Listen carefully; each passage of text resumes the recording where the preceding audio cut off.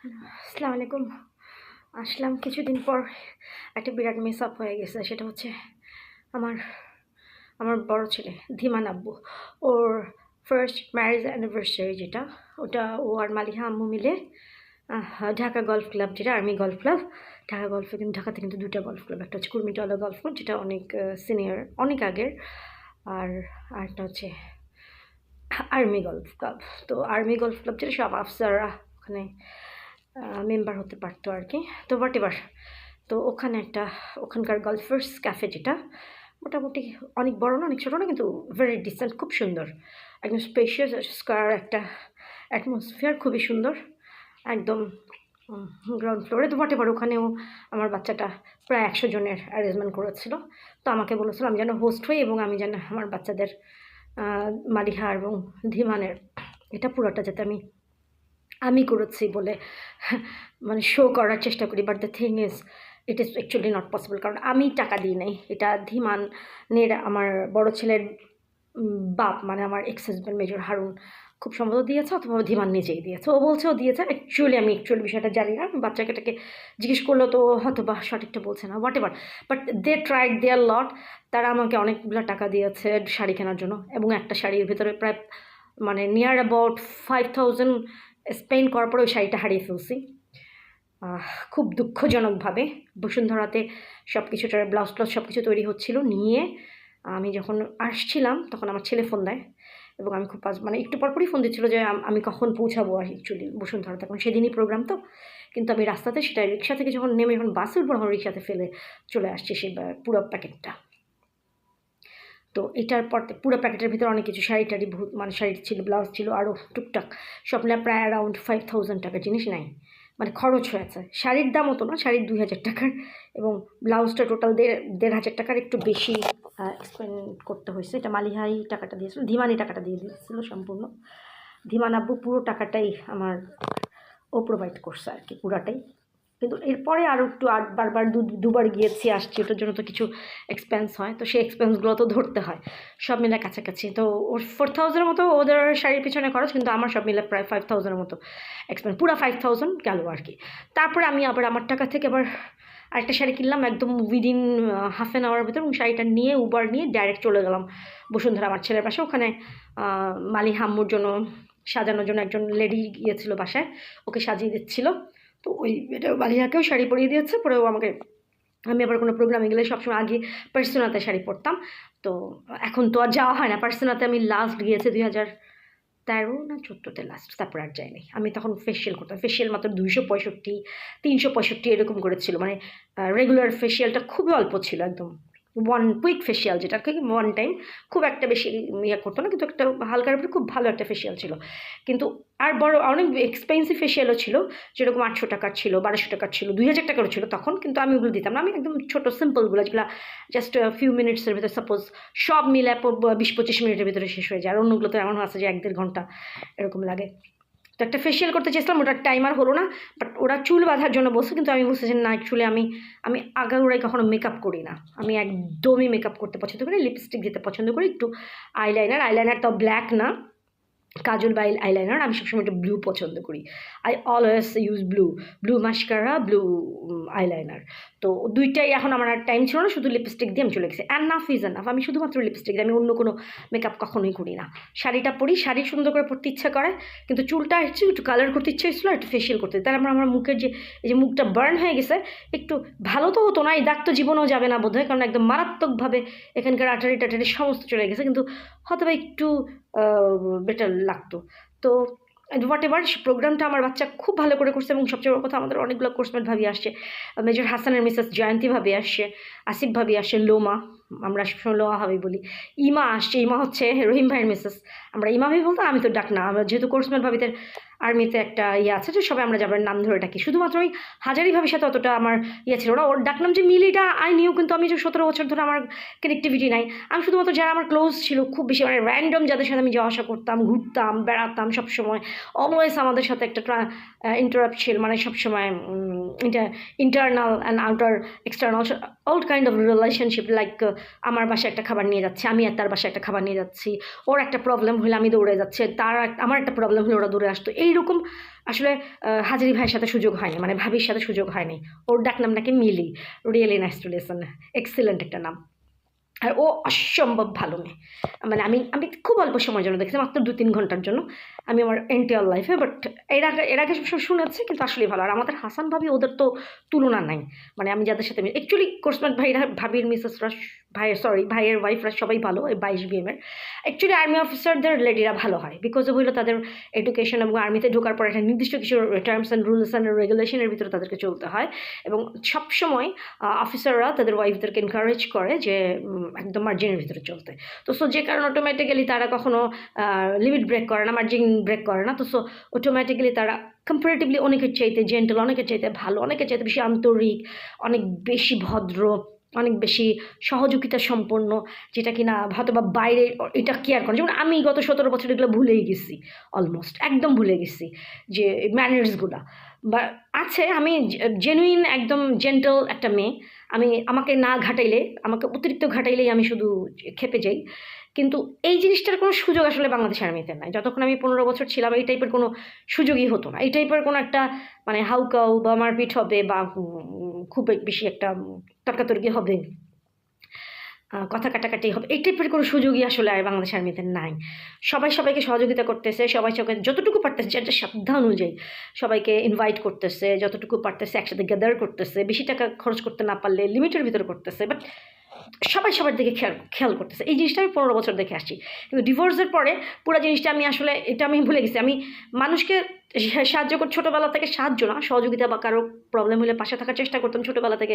এটা আমার আম্মুর ভিতরে ছিল, এবং আমাকে এটা ফ্যামিলি থেকে আমরা আসলে মানুষ জন্মানোর পর থেকে আমরা সোশ্যালি এটা শিখি, বাই ফ্যামিলি সবাই। তো হোয়াট এভার, বাট তারপরে এটা বাংলাদেশ আর্মিতে একটা খুব সুন্দর, মানে একটা আদলে তারা অনেকটা মানে নির্দিষ্ট একটা আদলে তারা প্রত্যেকটা মানুষের জেন্টল, যেটা কিনা আর কি অনেকটা কী বলবো, এক ধরনের ব্রিফিং দেওয়ার পরে, সাপোজ তাদেরকে ব্রিফ করার পরে, শেখানোর পরে, আফটার টিচিং, মানে one kind of training even, মানে তারা হলো, যেমন আমরা আর্মি অফিসার লেডি যখন ছিলাম, আমরা বুঝতামও না যে actually what kind of training we are getting, but we got.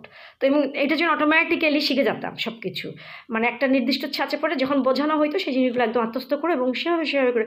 এবং এটা কিন্তু দেখলাম যে এখনও লোমা ভাবি, যেহেতু ওরা ফুল টার্ম আর্মিতে ছিল, ওদের হাজব্যান্ডের সাথে ওদের ডিভোর্স হয় নাই, প্লাস পুরো সময়টা ওরা বাংলাদেশ আর্মিতে ছিল, শম্পা ভাবি আর হাজারি ভাবি তো আউটস্ট্যান্ডিং। কারণ ওকে আমি মাত্র 3-4 ঘন্টা মাত্র দেখছি, বাট ওর মিলি ভাবি, বাট সে আসলে অসাধারণ। কারণ হচ্ছে ও এই জন্যই ওর হাজব্যান্ড আজকে জেনারেল, বাট তারপরও মানে ফ্রম দ্য বিগিনিং ভাই তো সোর্ট পাওয়া ছিল।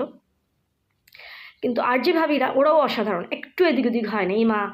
ইমা ভাবি, তারপর লোমা ভাবি, তারপর হাসান ভাবি, তারপর আমাদের ব্রিগেডের মণ্ডলের মিসেস আসলেন, উনি তো একদম, উনি যেরকম জুনিয়রদের সাথে মিশতে পারেন, উনি সিনিয়রদের সাথে ওনার কোনো রকমের প্রবলেম ছিল না, সব প্রোটোকল উনি বুঝেন এবং খুব ভালোভাবে বুঝতেন। এবং এখনও তো আমাদের সাথে তো প্রোটোকল দেখান, বরং আমরা তাদের প্রোটোকলটা মেনটেন করতে পারছি। একজন সিনিয়র লেডি আসছে, তো মণ্ডল ভাই ভাবি দুজনই এসেছিলেন, তাদের 3 ছেলে, ফারাবি আসে নাই, ছোটা নাকি আর্মিতে জয়েন করছে, শুনি এতটুকু ছিল, ছোট্ট একটা বাচ্চা।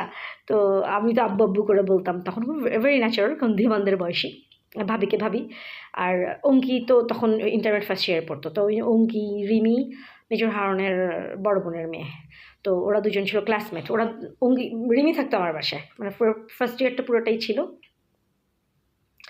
তো ওরা ওই জন্য খুব ক্লোজ ছিল কলেজে থাকার জন্য। তো ফাইনালি পরীক্ষাটা দিতে পারে না, কারণ পরীক্ষা দেওয়ার আগে আমরা ওখান থেকে পোস্টিং নিয়ে চলে আসছি, এই জন্য ওকে চলে যেতে হয়েছিল। ও পুরা যেয়ে আবার রংপুর থেকে, কারমাইকেল থেকে বোধহয় পরীক্ষা দিয়েছে না, বাবা ওদের রংপুর গার্লস কলেজ থেকে।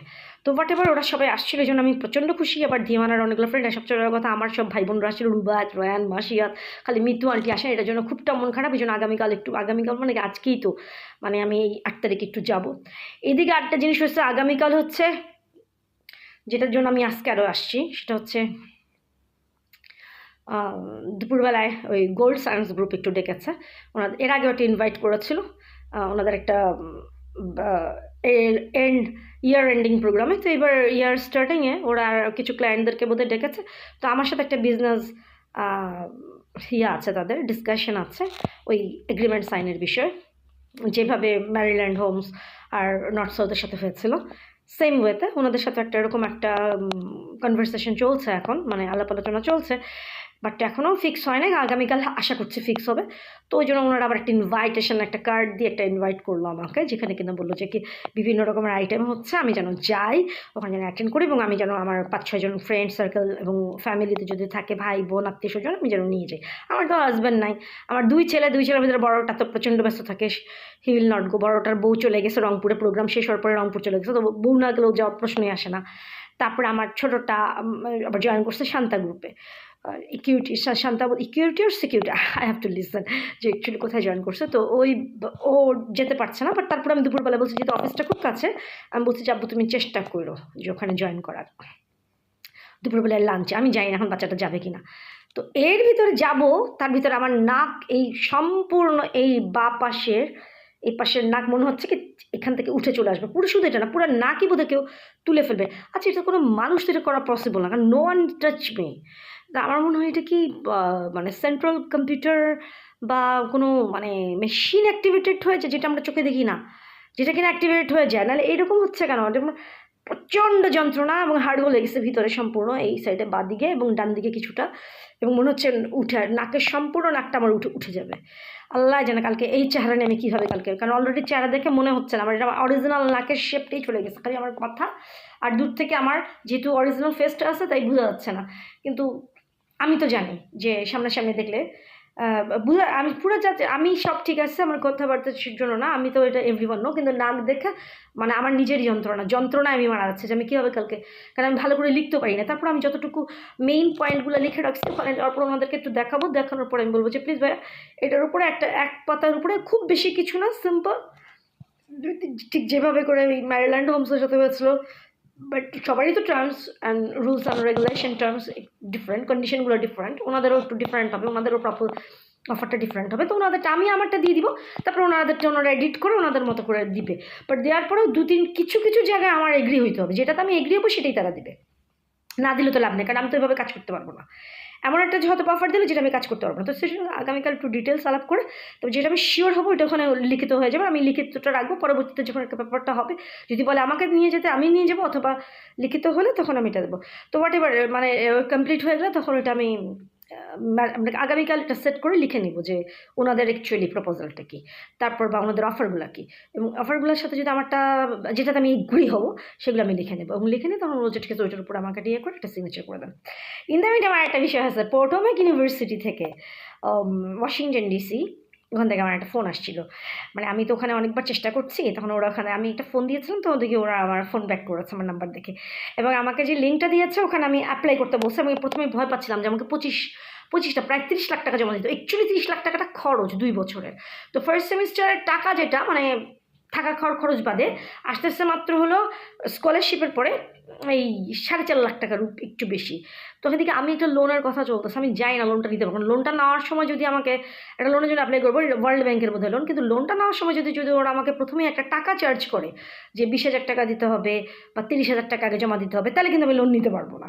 এই টাইপের যদি কোনো কন্ডিশন থাকে তাহলে লোন না, সেক্ষেত্রে আমার আর প্রথমে ইউনিভার্সিটিতে অ্যাপ্লাই করা হবে না, কারণ আমার কাছে এখন 4.5 লাখ টাকা দিয়ে যাওয়ার মতো টাকা আমার কাছে নাই। তো বাট তারপর আমি অফার লেটারটা যদি আসে সেটা আমি সেভ করে রাখবো, কিন্তু বারবার কিন্তু আসে না, আমি জানি না তখন আমাকে সবাই দিবে কি না, but I will try my best, মানে অন্য কোনোভাবে। বাট আমি টাকা জমা দিয়ে লোন নেওয়া এটা আসলে সম্ভব না। সাপোজ আমি বললাম যে 30 লাখ টাকা লোন নিয়ে হবে, এখন ওনাকে 30,000 টাকা আগে জমা দিতে হবে, এটা তো আমি পারবো না, I don't have that cash, আমি এটা দিতে পারবো না। আমাকে লোন দিয়ে দিবে, ওখান থেকে আমাকে অ্যাডজাস্ট করে নিতে হবে তাদের খরচ। বাট আমার মনে হয় না 2-3 হাজার টাকার বেশি, আমাকে যেটা বলছে আর কি। তো আপনার ভালো করে শুনতে হবে, বলছে ভাইয়া ওই টাকাটা লোনের সাথে অ্যাডজাস্ট করে নেবেন, কারণ আগে যদি জমা দিতে হয় তাহলে আমি আর লোন অ্যাপ্লাই করতে পারবো না, কোনো লাভ নেই। তো আগামীকাল একটু যাবো ওখানে কথা বলে, তারপর আমাকে যেতে হবে আর কি। তো আসলে লোনের বিষয়টা কি, ওয়ার্ল্ড ব্যাংকের লোনগুলো দিচ্ছে যে হতে পারে, কারণ ওয়ার্ল্ড ব্যাংকের যে এন্টারপ্রেনারশিপের এখন লোনের পুরো স্ট্র্যাটেজিটা চেঞ্জ হয়ে গেছে, কিন্তু 2008-এ আমার কাছে আসছিল এন্টারপ্রেনারশিপের উপরে দিবে, এবং ওটাতে অফারটা তাদের অনেক বেশি ছিল, প্রায় 10 কোটি টাকার উপরে ছিল। বাট সেটার জন্য যে আমার বিজনেসটা তো আগে বন্ধ হয়ে যায়, যে কারণটা আমি কন্টিনিউ করতে পারিনি। তো এবার ওরা এত অফার করছে না, এবার অফার করছে 30 লাখ। তো বাট প্রশ্ন হচ্ছে যে আমার মানে কন্ডিশন হচ্ছে যে আমি প্রথমেই আমি কোনো অ্যামাউন্ট আমি জমা দিতে, কারণ জমা দেওয়ার মতো স্টেটে আমি নাই। তো এটা যদি ওনারা কনসিডার করতে পারে তাহলে লোনের জন্য অ্যাপ্লাই করলে আমার লোনটা হয়ে গেল, তখন ওনারা এটা ডিডাক্ট করে দিয়ে দিল। আর সেটা যদি না হয় তাহলে প্রবলেম আর কি, দেখা যাক এখন পরবর্তীতে কি হয় আর কি, আল্লাহ বলতে পারে। তো আপনারা একটু দোয়া করবেন যাতে আমার নাক হয়ে যাক, আর নাকে প্রচণ্ড যন্ত্রণা, এই পাশ পুরো মনে হচ্ছে অথচ আমি এটা বুঝতাম না, আমি একটা মানুষ, আমার ডান বায়ে কোনো মানুষ থাকে না, এখানেও কেউ থাকে না, এখানেও কেউ থাকে না, এবং নো ওয়ান ক্যান রিপ্রেজেন্ট পুরো ফেসটা আমার, কোনো সিম বা কোনো ফোন নাম্বার কোনো কিছু এখানে বিলংস করে না। আমার যে সিমগুলো আছে ওটার সাথে আমার কোনো কানেক্টিভিটি নেই, ওটা শুধু আমি কমিউনিকেট করার জন্য কথা বলি, এটার সাথে আমার বডিতে কোনো রকমের কানেকশন নেই, বডির মধ্যে কোনো রিয়াকশন এটার ভিতরে কাজ করবে না।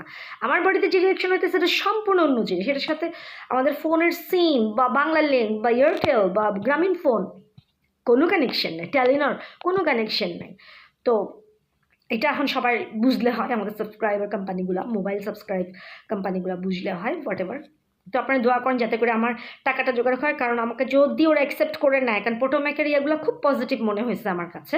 বাট আমি অ্যাট এ টাইম হাঙ্গেরিতে অ্যাপ্লাই করবো, কারণ হাঙ্গেরিতে ওদের অফার ভালো, যদি ওদের স্টাইপেন্ড খুব কম, কিন্তু ওদের লেখাপড়ার খরচটা নাই, এটা একটা মাথার ভিতরে থাকবে না। তো শুধুমাত্র যাওয়ার প্লেনের টিকিটটা আর হচ্ছে যাওয়ার পর একটা কাজ খুঁজে তারপরে মানে মোটামুটি আমার মনে হয় 1.5-2 লাখ টাকা হলে উইকেন্ড মানে আমি তাসিমকে নিয়ে চেষ্টা করতে পারবো এটাতে। এইবার না হলো এবার সব কিছু দিলাম, তারপর দেখা গেলো ওরকম অফার দিন, তখন আমি পরবর্তীতে আরেকটা দিলাম। তো এই জন্য অ্যাপ্লাই করে দেখা যাক। এখন টোফেল চাইলে তখন আরেক কাহিনী হবে, কারণ এখন টোফেল দেওয়া, যদিও টোফেল দেওয়া যাবে, কিন্তু এখন টোফেল বা আইএলটিএস এখন দেওয়া সম্ভব না। এর ভিতর ভদ্রলোকের সাথে ইংলিশে কনভারসেশনে গতকাল হচ্ছিল কি, গতকাল না পরশু দিন কথা হয়েছে, আমি এত বেশি টায়ার্ড ছিলাম, প্রোগ্রাম থেকে আসছিলাম তো তখন মাত্র, প্রোগ্রাম থেকে তো আসছিলাম ভোর তখন, ইয়া। তো ওই সময়টায় যে অ্যাডমিশন অফিসার চার্ড মিলার উনি ফোন দিয়েছে, তো ওই সময়টা আমার মানে এত বেশি টায়ার্ড আমি যে আমার গলাতে কোনো আওয়াজ বেরোচ্ছে না। আজকে কত তারিখ, আজকে হলো 7, প্রোগ্রাম হচ্ছে হলো সরি না, প্রোগ্রামের একদিন পর, বাট আমি খুব টায়ার্ড ছিলাম। 3 তারিখ তো 4 তারিখে খুব সম্ভব না, 5 তারিখে বোধহয় কথা হচ্ছে ভদ্রলোকের সাথে। আমাকে দেখতে হবে যে ওনার ফোনটা কবে আসছিল। ফোনে অবশ্য কল হিস্ট্রি নাই, যেহেতু সব ডিলিট করে দিই আমি, বাট ওই ইমেইলটা যেদিন আসছে সেদিনই, যেদিন ইমেইলটা পাঠিয়েছে সেদিনই কথা হয়েছে, ইমেইলটা চেক করতে হবে যে কোন দিন আসছে। তো ইমেইলে সব কিছু নিয়ে ডিটেলস দিয়ে দিচ্ছে। এখন এই ডিটেলস অনুযায়ী আমাকে যে কাজটা করতে হবে যে অ্যাপ্লিকেশনটা দেওয়ার পরে উনি আমার ইয়াটা কনসিডার করে, আমার তো ইয়া তো পুরোটা ইংলিশে, বাংলাদেশ ওপেন ইউনিভার্সিটির, তো এটা পাঠানোর পরে যদি ওনারা আমাকে অ্যাকসেপ্টেন্স লেটারটা দেয় তাহলে আমি ভিসার জন্য দাঁড়াতে পারবো। বাট তার আগে আমার কিছু লোনটা হয়ে থাকতে হবে, কারণ হলো আমার হাতে তো আমার যাওয়ার মতো টাকাটা থাকতে হবে। 4.5 লাখ টাকা তো সাপোজ আমাকে ভিসা দিয়ে দিল, তারপরে এই 4.5 লাখ টাকা তো আমাকে জমা দিতে হবে, একটা টাইম আছে, ওর ভিতরে জমা দিতে না পারলে আমি সেমিস্টার ইয়া হয়ে যাবে, আমার মিস হয়ে যাবে। আর তখন ভিসাটা এমনভাবেই দেয় যে যা আমাকে ক্লাসে অ্যাটেন্ড করতে হয়, একটা টাইম থাকে ওর ভিতরে ক্লাসে অ্যাটেন্ড করতে হয়, যদি না পারি তাহলে তো আমার পুরোটাই ক্যান্সেল হয়ে যাবে, ভিসার নিয়েও কোনো লাভ হবে না। তো যে কারণে আমার এখন লোনটাও এনশিওর হওয়া খুব জরুরি। বাট লোনটা যদি এখন আবার লোনটা নিলে আরেকটা কাজ করতাম, আমি একটা জায়গা কিনে রাখতাম, একটা জায়গা কিন্তু 30 লাখ টাকা পেতাম, একটা জায়গা কিনতাম, 5 কাঠার একটা জায়গা, জানি না আমাকে দিবে কিনা, but I will fight for this, but I will try for this. দেখা যাক, আমি চেষ্টা করব। এখন ওইটার যদি হয় ভালো, দরকার একটু ভিতরের দিকে নিব, তাও আমাকে আমি বলবো রিকোয়েস্ট করবো আর কি, নর্থ সাউথের একদম সামনাসামনি না নিলেও ভিতরের দিকেও তো আছে, যেখানে কিনা এখনও রোডঘাট হয়নি, ওখানে কিন্তু চাইলে তারা দিতে পারবে। তারপরে যখন রোড হবে তখন আমাকে জায়গাটা বুঝাই দেবে। তো ওরকম একটা জায়গা কিনে রেস্ট্রিকশন করে দিতে হবে, কিন্তু পরবর্তীতে একদম 5 কাঠা তো 5 কাঠায় আমাকে দিতে হবে। আর এটা আবার আমাকে স্যান্ড মানে গোল্ড স্যান্ডস গ্রুপ বলতেছিল যে ওরা যখনই দেয় জায়গাটা বুঝায় দেয়, এটা তো সবাই বলে, এটা নর্থ সাউথও বলছে। তো হোয়াট এভার, তারপর আমি কোন শুনবো, কিন্তু আগে লোনটা তো পাইতে হবে, লোনটা হাতে না পাইলে তো আমি জায়গার জন্য আমি স্টেপ নিতে পারছি না, কারণ জায়গাটা কেনার পরে আমার তো পুরো যদি কিনি এবং লোনটা নেই, আমার পরের মাস থেকে আমার বাসা ভাড়ার সাথে অ্যাডজাস্ট করা হবে।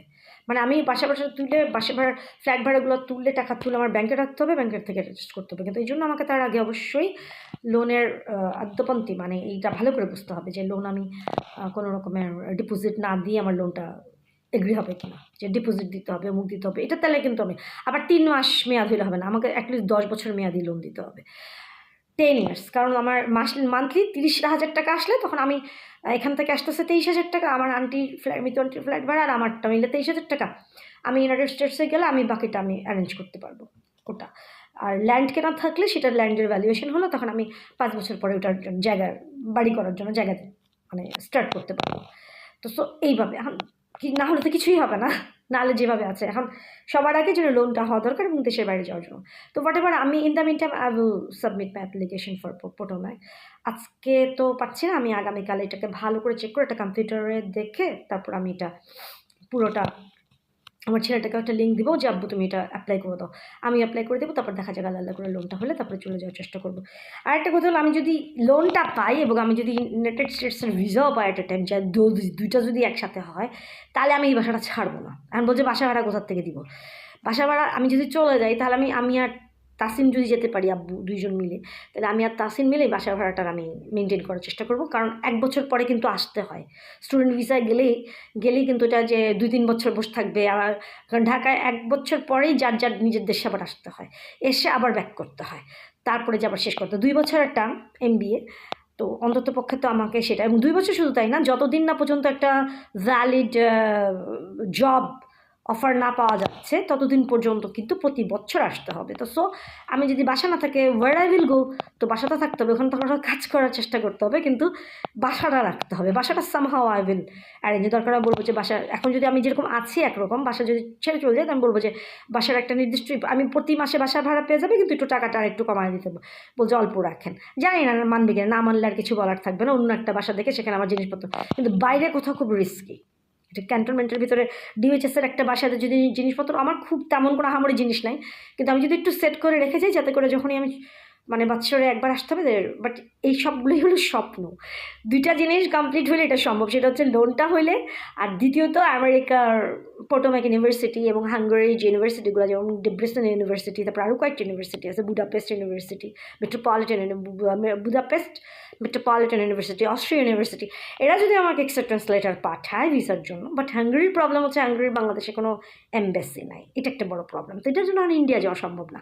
তো অস্ট্রিয়ার বোধহয় খুব সম্ভবত আছে, তো না হলো যে দেশগুলোর আছে, যেমন ডেনমার্কের আছে, তারপরে নরওয়েতে যায় কোনো, নরওয়েতে আমি আসলে, নরওয়ে খুব ভালো দেশ, বাংলাদেশে ওরা খুব ভালো বিজনেস করছে টেলিনর দিয়ে, কিন্তু আমি আসলে যে ওই যে আমার মামারা গেছিলো, মামারা কিন্তু কেউ থাকে না, সবাই সে এখন দেখি বাংলাদেশে, যদিও তাদের টাকা পয়সা, ওর সারা জীবন ইনকাম করছে, অনেক বাড়ি ঘর, ওখানেও বাড়ি কিনছে, ডুপ্লেক্স বাড়ি কিনছে, এখানেও বাড়ি কিনছে, আর নানাদের তো সম্পত্তির অভাব নাই। তো যে কারণে মামারা মামিদের সহকারে সে এখানে থাকে। বাট আমি আসলে নরওয়েতে, যেহেতু আমার যেখানে যেখানে আত্মীয় স্বজন আছে ওখানে আমি খুব একটা ইন্টারেস্টেড না, আমি একদম নতুন জায়গায় যেতে চাই যেখানে আমার আত্মীয় স্বজন নেই। ম্যাক্সিমাম আমি আমার ছেলে, আমার বাচ্চাকে আমি কনসিডার করতে পারি, কারণ হলো বাচ্চার সহ গেলে হবে কি, আমি I can take care of him, he can take care of me. একটা জায়গায় না থাকলেও, হয়তো আলাদা আলাদা জায়গায় থাকলেও, ডরমিটরি থাকলে বা আলাদা একটা বাসা নিয়ে থাকলে, আমি মেয়েদের সাথে থাকতাম, তারা ছেলেদের সাথে, কিন্তু আমি যে মায়ের জন্য, বা আমি একটা মাঝে মাঝে একটা জিনিস রান্না করে আমার বাচ্চাদেরকে দিতে পারলাম, বাচ্চার দিকে টেক কেয়ার করতে পারলাম, ওর ঠিক মতো পড়তেছে কিনা। কারণ আমার তাসিনের পিছনে এটা লেগে থাকা, কারণ লাস্ট যে 2টা বছর আমি বাচ্চাটার পিছনে লেগেছি প্রতি সময়, মানে আমি তো পিছনে যেতে পারবো না, বাট প্রত্যেকটা পরীক্ষার সময় বাচ্চার পরীক্ষা শেষ হওয়ার আগে যে আমি বসে থাকতাম, ও পরীক্ষা শেষ করে এসে আমার সামনাসামনি বসতো এবং সব কিছু আমার কাছে ব্রিফিং দিত যে আম্মু হ্যাঁ এইভাবে দিচ্ছি, এইটা ঠিক মতো হচ্ছে। এবং আল্লাহ আল্লাহ করে বাচ্চাটা খুব ভালো রেজাল্ট করতে পারে নাই, মানে একদম টপ 10-এ থাকতে পারে না, কিন্তু যতটুকু করছে নট ব্যাড, মানে বিউপি অনেক টাফ, বিউপি থেকে একটা ভালো রেজাল্ট বের করা। তো এই জন্য আমি যদি মাস্টার্সটা বাচ্চাদের থেকে বাচ্চাকে একটা ভালো জায়গায় ইন করা দেওয়া যায়, ওর বাপও সব যথেষ্ট, যেমন এখন একটা ভালো Shanta is a very good, মানে বেস একটা শান্তা গ্রুপ, খুব ভালো একটা রিনাউন্ড গ্রুপ। বাট তারপরও মানে দেশের বাড়ি গেলে আমার মনে হয় যে হি ক্যান গো, কারণ ও খুব একটু সিধা সাদা এবং ভালো টাইপের একটা বাচ্চা। দেশের বাইরে কি ওগুলো দেশ কি ঠিক মতো যদি কাজ করা যায়, কাজ করলে কিন্তু টাকাগুলো পাবে, কেউ ঠকাবে না। কিন্তু এখানে আমার বাচ্চা ঠকে যাওয়ার সম্ভাবনা আছে, কারণ ও খুব আমার মতোই সাদা সিধা, আমি যেরকম ঠকতেছি আজকে 17 বছর, এই বাচ্চাটা হয়তো আমার মতো করে ঠকবে না, আর বাপ যতদিন আছে। বাট তারপরও আমার কাছে মনে হয় যে এমন একটা দেশে, এমন জায়গায় যাওয়া উচিত যেখানে কিনা মানুষ সিধা সাদা হোক, চালাক হোক, তাতে কিছু যায় আসে না, অনেস্ট হোক ডিসঅনেস্ট হোক কিছু যায় আসে না, সবাই সিস্টেমের উপরে ডিপেন্ডেন্ট। সিস্টেম যেভাবে চলবে, সিস্টেমে সবাই খাবে দাবে পড়বে, টাকা ইনকাম করবে, কাজ করবে, যে টাকা হাতে পাবে সেটাতে সব কিছু করবে, সিস্টেমে চলবে। কিন্তু যেখানে সিস্টেম তৈরি করে নিতে হয় মানুষকে, এবং যেখানে মানুষ অন্য একে অন্যের উপর ডিপেন্ড করতে হয়, সেখানে খুব টাফ, সেখানে ঠকার সম্ভাবনা খুব বেশি থাকে। তো এটার জন্য আমি আমার ছোটো বাচ্চাটাকে নিয়ে আমি খুব ভয় পাই, শুধু তাই আমি বড়োটাকে নিয়েও ভয় পাই। কিন্তু বড়োটা কি একটা, ওর ভাগ্যটা ভালো, আমার 2 বাচ্চারই, যে ওরা রংপুরে ওই দিকের, তো ঢাকার হলে যে পাজি হতো তা না, ঢাকার মানুষও তো মিলে দিলে চলতেছে। কিন্তু তারপরে যেহেতু বিয়ে করে ফেলছি রংপুরে, মানে করে ফেলছিলাম, আমার তো ডিভোর্স হয়ে গেছে আজকে 17 বছর, আমি এক, আমার আম্মা, এখন আমি আমার আব্বাদের সাথে তো কখনোই যোগাযোগ নেই, নরসিংদীর সাথে আমার কোনো কানেকশনই নাই। আর হবেও না। আমার বাপজি যেটা এস্টাবলিশ করতে পারে না, আর হু ক্যান? আমার বাপ জীবিত অবস্থায় আসছে এখন পর্যন্ত, অথচ আমাকে ডাকেও না। ডাকলেও সে ওই যেটার উপর বেস করে, আব্বু বিষয় না, আব্বু কিন্তু খুব অসুস্থ আজকে প্রায় 2014 পর থেকে, প্রায় আজকে 12-13 বছর ধরে স্ট্রোক করে খুব অসুস্থ। তো আমার বাবার উপরে এত এক্সপেকটেশন রাখি না, কিন্তু ওই যে 3 ভাই বোন, ওদের ভিতরে যদি থাকতো ইনিশিয়েটিভ থাকতো, তাহলে হয়তো বা দেখা যাচ্ছে না, আমি বুঝতাম যে হ্যাঁ নরসিংদীর সাথে আমার ইয়াটা থাকতো, আমার নিজেরই সবই থাকবে। এখন পুরো কি নরসিংদীটা পুরো আমি কভার করবো একা with my face? No need. আমার ছোটো বোন শুভ, আমি শুভ অন্য সেন্সে, no need to take his face or anything. আমার ফেসেই আমি যেরকম, আমার এখন নাকটাক আমাকে I have to take care of this. কারণ আমি হলাম সারা, আমি শুভর বড় বোন, 6 সেপ্টেম্বর জন্মাইছে। জব আমি যার করতে পারি। আমার মা যতদিন বেঁচে ছিল, আমার আম্মুর জবও আমি করতে পারতাম, এখনও করতে পারি, যে আমার মা সারা জীবন যে জব করছে, যে মায়ের। কিন্তু তাই বলে আমি আমার with my identity and with my activities, with my characteristic everything. এবং আমি মনে করি না, আই বিলিভ যে one of the innocent person I am, one of the innocent women I am, and one of the এবং I am the most with character, মানে highly efficient character. এবং আমি কোনোভাবে কোনো নেগেটিভ কোনো অ্যাটিচিউড আমার ভিতরে নাই। তো হোয়াট এভার, লাস্ট যে বলছিলাম যে মিস্টার চাঁদ মিলারের সাথে কথা বলতে মানে ওনাকে ইনফরমেশন দিতে আমার যে কোশ্চেন ছিল, কিছু কোশ্চেন জানতে একটা পর্যায়ে আমি স্টার্ট হয়ে গেলাম, কারণ আমি এত টায়ার্ড ছিলাম। তো তখন আমি I told him that I became speechless. Actually স্পিচলেসকে অনেকেই বুঝাইতে চায় যে ডগ, স্পিচ কেন ডগ হবে? এটা তো মানুষ কথা বলে। তো আমি what should I told to him that I become wordless, I don't have any word. একটা তো একটা কিছু তো বলতে হবে। তো ওয়ার্ড মানে না, স্পিচ মানে ডগ বলবে, হোয়াট ইজ দিস? এটা তো ইংলিশ শব্দ, এটার সাথে কুকুরের কী সম্পর্ক? আর সবাই এরকম সাথে সাথে এটা নিয়ে এত রিড হয়ে যাওয়ার কারণ কুকুর নিয়ে এত প্রবলেম। কুকুর তো খুব ভালো প্রাণী, মানুষের চাইতেও better then anything. I really মানে ওরিটা বল তাদের এগুলা আর কেন যে তারা এই জিনিসগুলো করে আমি জানি না। মানে সারা বাংলার পৃথিবীর মানুষ, they have to get out of this, otherwise I will ignore them. কারণ আমি এই টাইপের জিনিস আমি একদম অ্যালাউ করি না। ইভেন আমি সাপোজ আমি যদি কোথাও পড়তে যাই, যদি কোনকার অ্যাটমসফিয়ারে সবাই এই জিনিসগুলোকে এনকারেজ করতেছে, আই উইল ইগনোর দিস। শুধুমাত্র লেখাপড়া করবো, শুধুমাত্র বিজনেসের জন্য যাব, শুধুমাত্র লেখাপড়া শেষ করতে পারলে বিজনেসের চেষ্টা করব। আর যদি লেখাপড়ার জন্য যেতে না পারি, সেক্ষেত্রে বিজনেসের জন্যই এককভাবে চেষ্টা করে যাব। তারপর আমার এইখানে লোকালি লেখাপড়া শেষ করবো, মাস্টার্সটা শেষ করবো এখান থেকে।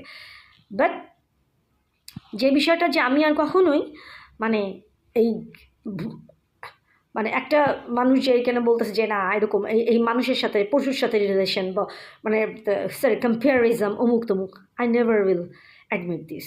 কারণ এগুলোর সাথে আমার কোনো কানেকশনই নেই। আমি যখন বাইরে বেরোবো, যখন যে সাপোজ অনেকগুলো কুকুর এসে ভয় দেখালো আমাকে, ওগুলো কিন্তু কোনো মানুষের রিপ্রেজেন্ট করে না, ওটা কিন্তু কুকুরই।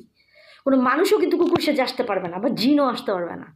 সো এইটা হতে পারে তাদের ভিতরে হয়তো বা এই জিনিসটা হয় যে মানুষের ভিতরে মানুষ মাঝে মাঝে রেগে যায়, ঠিক সেরকম কুকুর মাঝে মাঝে রেগে যায়। বাট মানুষের রেগে যাওয়ার, কুকুরের রেগে যাওয়ার, মানুষকে ট্যাকেল দেওয়া যায়। বাট কুকুর হলেও প্রাণী, আমি তো মারপিট করতে পারবো না তার সাথে। কুকুর বুঝবেন না, অবুঝ প্রাণী, তাই না? কুকুর, বিড়াল, গরু, ছাগল, এটা তো অবুঝ প্রাণী। তো সো এই জন্য এদের থেকে we have to keep away from them. কারণ আমাদের বাংলাদেশে এরা না, পেট না, মানে পোষা না। অ্যাকচুয়ালি বাংলাদেশে কোনো পোষা ভালো কুকুর বা নাই। বাট থাকলেও ওরা অপরিচিত লোকজন দেখলে যে ইয়াটা করে, রিয়াকশানটা দেয়, সেটা সত্যি প্রবলেম। তো সো ওইটাই। আর প্রত্যেকটা মানুষকে কোনোভাবে কুকুর, বিড়াল, গরু, ছাগল, মুরগি এগুলোর সাথে তুলনা, কোনো রকম প্রাণী মানুষের অন্য কোনো স্পেসিসের সাথে ক্যারেক্টারিস্টিক তুলনা করতে পারে, কিন্তু কোনোভাবে অন্য কোনো অ্যাঙ্গেলে তুলনা করে যারা তাদের মতো অশিক্ষিত, মূর্খ, স্টুপিড দুনিয়াতে নাই। আল্লাহ যেন তাদের হেদায়েত করে, যে এই জিনিসগুলো যেন ঠিক করে। মানুষের চরিত্র থাকতে পারে, বাট সেই চরিত্র জানলেও কুকুরের চরিত্র বেস্ট। কারণ এখন বর্তমানে যে কুকুরগুলো রাস্তায়, এগুলো কিন্তু পোষ্য কুকুর না। ওদেরকে যদি ট্রেন করা, ওদের মতো প্রাণী দুনিয়াতে নাই। তো কুকুরকে নিয়ে আসে এই জিনিসগুলো বলার কোনো অর্থ নাই।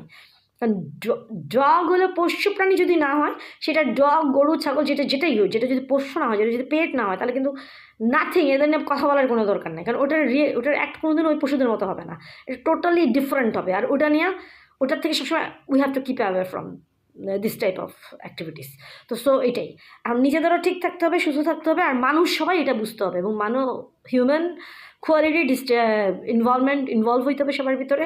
এবং as a human we have to keep move forward to front. এখন আমাদের যাইতে হবে সামনের দিকে, not back, but back is our base to move forward. তো একটু দোয়া করবেন যাতে করে হয়, কারণ কোনো কিছুই তো হচ্ছে না। এখন যদি আমি একটু সেট না হই তাহলে কিন্তু আমার জন্য রিকভার করা খুব টাফ, কারণ আমি যথেষ্ট টাকা পয়সা হাতে পাই না। আর নানুর বাসার ফ্ল্যাটের ওই অংশটা বিক্রি করা আমার জন্য সম্ভব না, কারণ ওইটুকু অংশ বিক্রি করলে who will give me the cash? কেউ তো আমাকে ক্যাশ টাকা দিবে না। সো আমার হাতে কিন্তু যথেষ্ট টাকা আসতে হবে, টাকা না আসলে কিন্তু এটা অনেক প্রবলেম। আর যদি নাও আসে কিছু করার না, মাইনে নিতে হবে, ওভাবে করে চলতে হবে যন্ত্রণা, যে কদিন আল্লাহ আমার আয়ু রেখেছেন।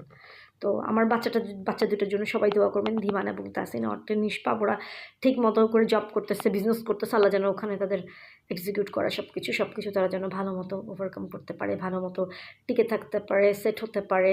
ওদের যাতে লোন না, আমার যে লোনটা হয়েছিল ওদের যাতে না হয়। আর আমি যাতে আল্লাহ যদি আমার আয়ু দেন, আল্লাহ যদি আমাকে বাঁচিয়ে রাখেন, আমি যাতে আমার সবগুলা লোন রিফান্ড করতে পারি, আমি টেক কেয়ার করতে পারি। আমার বাচ্চাদের, আমার ছেলের বউ, অনেক কিছু দেওয়ার ইচ্ছা। বা মেয়েটা এত লক্ষ্মী, এত ইনোসেন্ট একটা মেয়ে। আল্লাহ, আমি জানি না, আমার যদি সত্যি সত্যি আমার যদি ক্ষমতা থাকতো যে আমি 3টা জায়গা কিনতে পারতেছি, আমি একটা বলতাম যে একটা আমি আমার ছেলের বউকে দিব, বা দুই ছেলের বউকে দিব। ছোটোটা যদি এখন কাউকে ঠিক করে নেই, আর একটা বড়, আর বাকিটা 2 ছেলেকে আলাদা করে দেবো। অথবা যদি ক্ষমতা না থাকে 2টা বলবো সমান সমান, যে বউয়ের জন্য যা, ছেলের জন্য তা সমান সমান করে দিলাম। কারণ এই মেয়েটা খুব ভালো, তার মানে বুঝেই যাচ্ছে যে আমার ছোটো ছেলের বউটা ভালো আসবে। কারণ এখনকার যুগে সব কিছু সিস্টেমেটিক, তো সবাই যাই করুক চেষ্টা করে যে সবাই ভালো থাকার এবং ভালো হওয়ার। তো আপনারা সবাই মিলে দোয়া করবেন যাতে এভরিথিং উইল বি ওকে এবং আমার সব কিছু স্মুথ এবং সঠিক হয়ে যায়।